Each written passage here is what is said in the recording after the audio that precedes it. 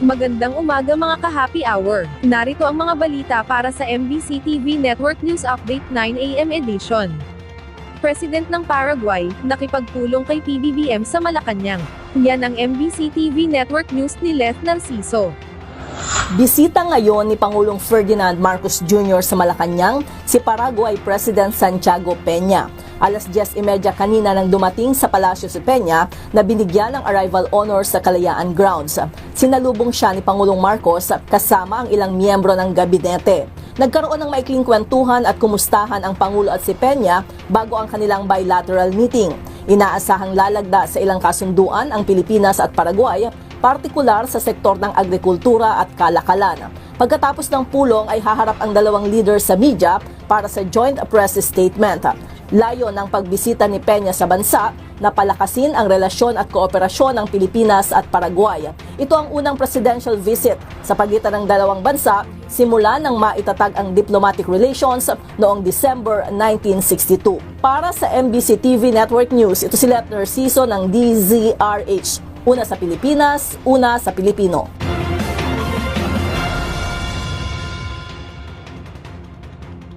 Samantala, bawas presyo sa diesel at kerosene, ipatutupad ngayong araw. Inanunsyo ng mga kumpanya ng langis ang panibagong bawas presyo para sa diesel at kerosene, habang may pagtaas naman sa presyo ng gasolina. Sa magkakahiwalay na abiso, magkakaroon ng 9 pesos and 57 centavos kada litro na rollback sa presyo ng diesel, at 13 pesos and 30 centavos kada litro naman sa kerosene, habang madaragdagan naman ang presyo ng gasolina ng hanggang 47 centavos kada litro. Ang naturang price adjustments ay kasunod ng ipinairal na patakaran ng Department of Energy simula May 12 hanggang 18.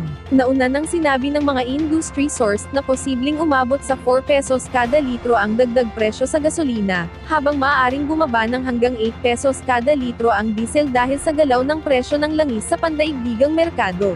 Ayon sa DOE, ang mga pagbabagong ito ay nakabatay sa galaw ng pandaigdigang merkado ng langis, sa gitna ng patuloy na kaganapan sa gitnang silangan na nakakaapekto sa global supply at presyo ng crude oil. Noong nakaraang linggo, nagtaas ng 2 pesos and 21 centavos kada litro sa gasolina, at 2 pesos and 66 centavos kada litro sa diesel, habang nagbawas naman ng 3 pesos and 53 centavos kada litro sa kerosene. Dahil dito, umabot na sa kabuuang net increase na 46 pesos and 44 centavos kada litro ang gasolina, 51 pesos and 82 centavos kada litro ang diesel, at 54 pesos and 46 centavos kada litro ang kerosene simula Enero hanggang ika-5 ng Mayo.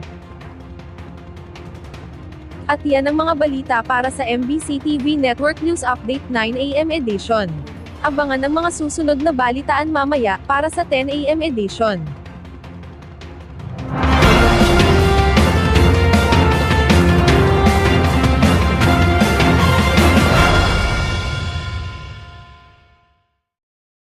Mga ka-happy hour, kung gusto mong manood ang mga balita sa MBC TV Network News Update, mag-subscribe sa aming YouTube channel, i-like ang aming Facebook page, at i-follow sa aming TikTok account.